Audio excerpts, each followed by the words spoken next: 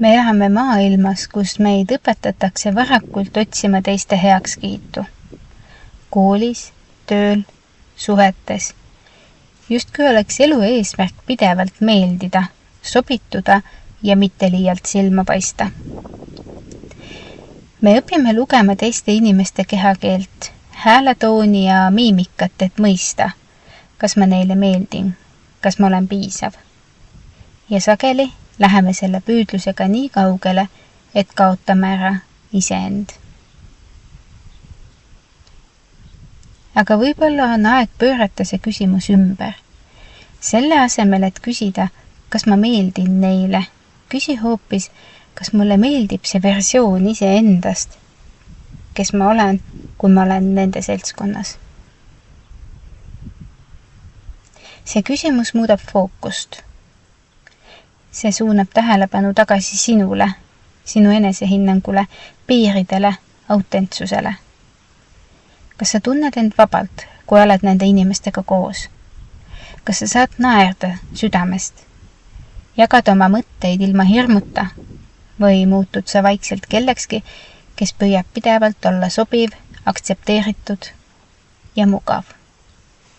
Paljud meist on kogenud olukordi, kus me justkui kahaneme kellegi teise läheduses. Me muutume pehmemaks, vaiksemaks, vähem nõudlikuks.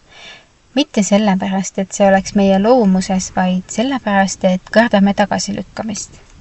Ja kui me pidevalt elame selliselt, siis hakkamegi uskuma, et see väiksem versioon meist ongi ainult aktsepteeritav. Tegelikult on autentsed suhted need, kus sa tunned end rohkem enda moodi. Kus sa ei pea ennast kokku tõmbama, et teiste jaoks ruumi teha. Kus sinu rõõm, loovus ja haavatavus saavad turvaliselt eksisteerida ja kui keegi ei talu sind täies hiilguses, siis võib-olla ei peagi sa seal ruumis olema. Suhe. Olgu see siis sõprussuhe, armastuse suhe või koostöösuhe peaks looma sinust tunde, et sa oled väärtuslik just sellisena, nagu sa oled. Mitte selle tõttu, et sa täidad kellegi ootuseid või vajadusi, vaid sellepärast, et sa oled sina ise. Nii et järgmine kord, kui tunned end ebakindlalt, ära küsi, kas sa meeldid neile. Küsi, kas mina meeldin endale, kui olen nendega.